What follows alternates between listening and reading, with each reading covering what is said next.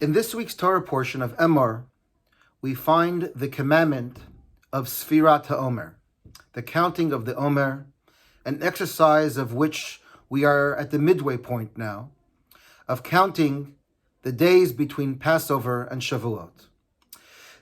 The Torah, in chapter 23, verse 15, tells us that we should count from the second day of the Pesach holiday 7 weeks, complete weeks, and until we get to the end of the 7 weeks, we should count 50 days. This is how the Torah presents this commandment, that we should count 7 weeks, 50 days.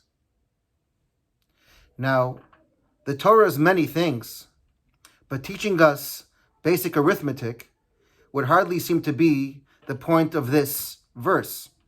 Why would the Torah tell us that we need to count 7 weeks and then also instruct us to count 50 days? Indeed, this is the source for why we do our counting of the Omer in a somewhat peculiar way. Every night we count the Omer, and in the Omer count, we do 2 things.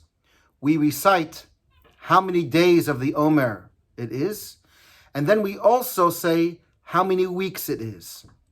So, for example, we would say, tonight is the 25th day of the Omer, which are 3 weeks and 4 days to the counting of the Omer.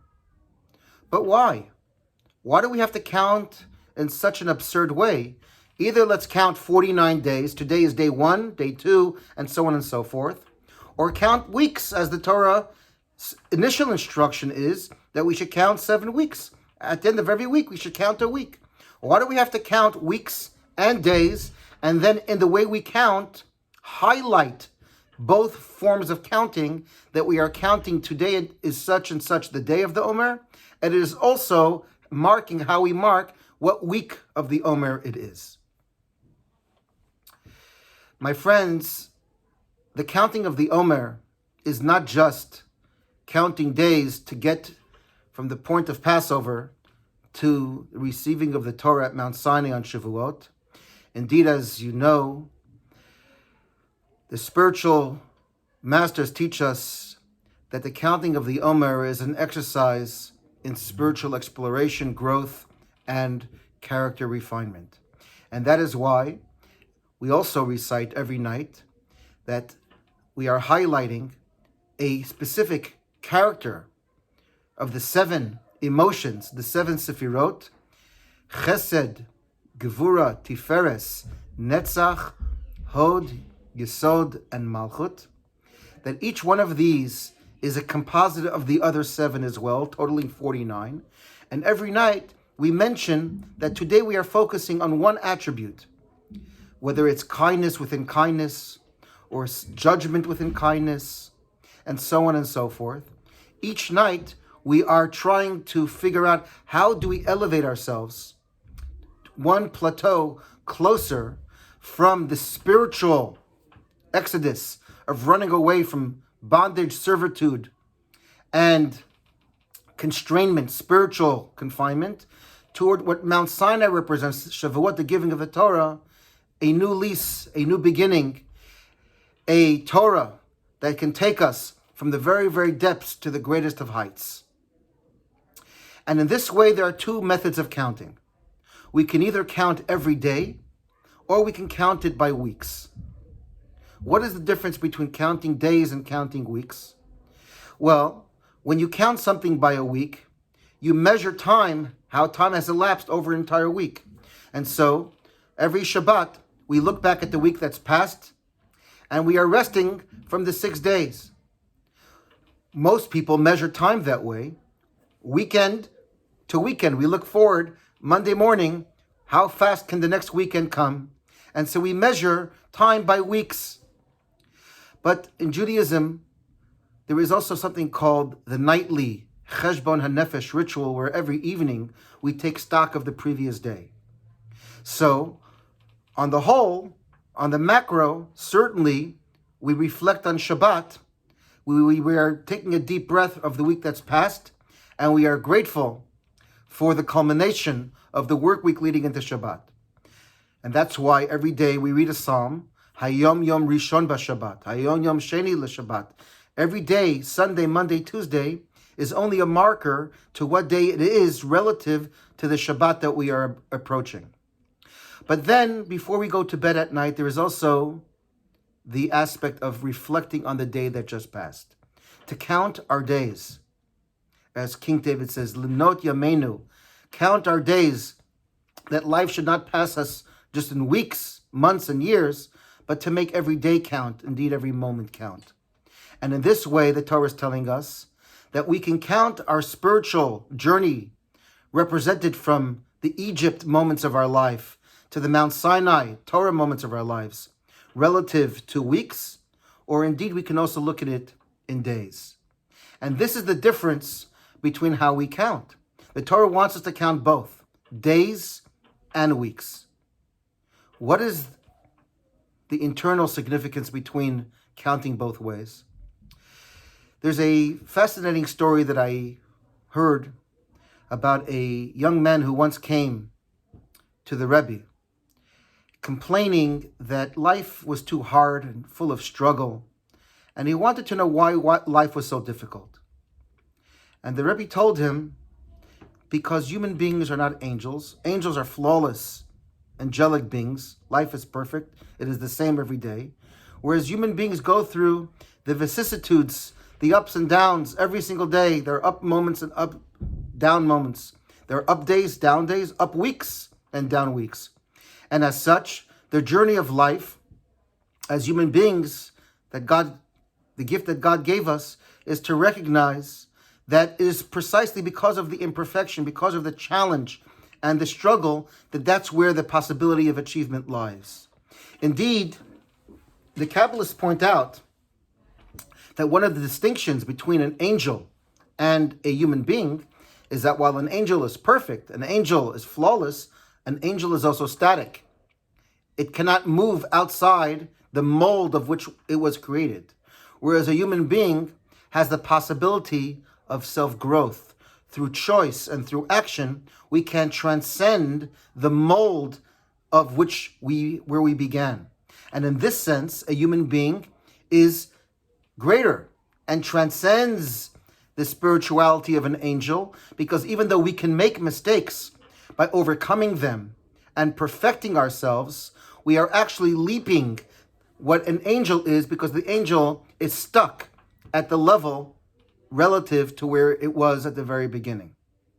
And so the Rebbe turns to this young man and says, don't you understand that an angel is wonderful, but there's no tension, there is no struggle, and because they're there is no movement, there is no growth, there's no possibility of transformation.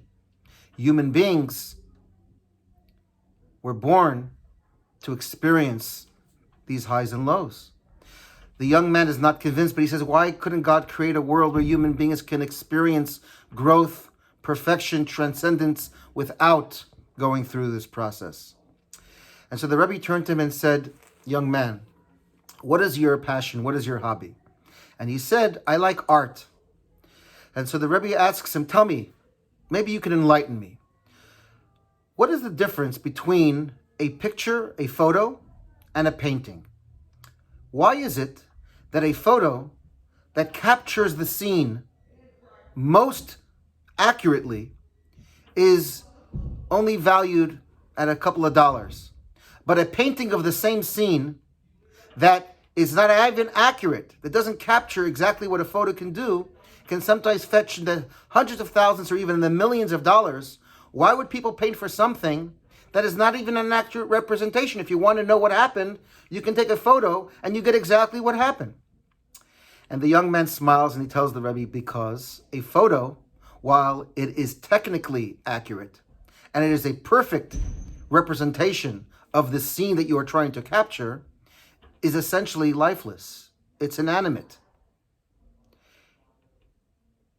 A painting represents the emotional energy, imagination, the pathos, the experience of the painter that he brings to this project. It is that life, that energy that is conveyed through the canvas, that is what fetches those kinds of that value, because we recognize that a painting is only an expression of the creativity of the artist. That is what gives it its value. Aha, said the Rebbe. Now I understand. This is exactly the answer to your question. Angels are God's photographs. They are replicas of spirituality, transcendence, and tranquility. Human beings are God's paintings. In the human being, we find God's creativity.